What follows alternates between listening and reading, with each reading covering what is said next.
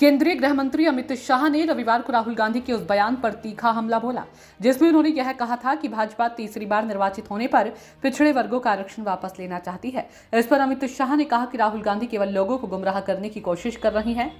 शाह ने कहा कि अगर भाजपा पिछड़े वर्गों को आरक्षण वापस लेने की दिशा में काम कर रही होती तो अब तक वह ऐसा कर चुकी होती।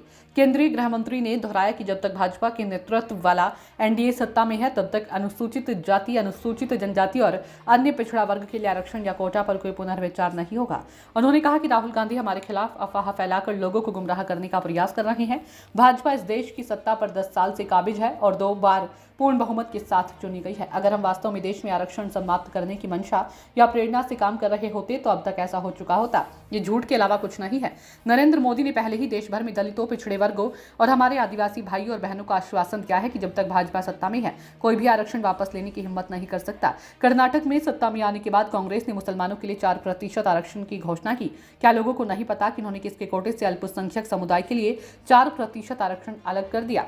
तेलंगाना में सत्ता में आने के बाद इसी तरह की चाल में उन्होंने मुसलमानों के लिए 5% आरक्षण की घोषणा की। कांग्रेस हमेशा पिछड़े वर्गों के लिए आरक्षण के खिलाफ खड़ी रही है और आदिवासी समुदायों को न्याय दिलाने के लिए कभी भी कोई वास्तविक इरादा नहीं दिखाया। यहाँ तक कि आज जामिया मिलिया इस्लामिया और अलीगढ़ मुस्लिम विश्वविद्यालय में भी SC, ST और OBC के छात्रों को आरक्षण के लाभ से वंचित किया जा रहा है।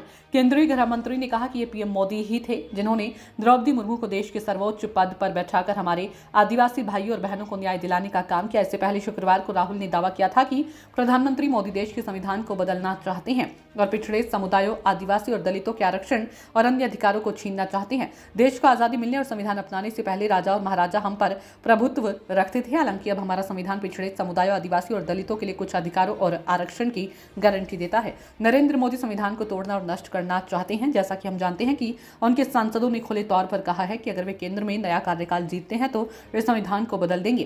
कांग्रेस और उसके भारतीय साथी हमारे संविधान को बचाने के लिए लड़ रहे हैं।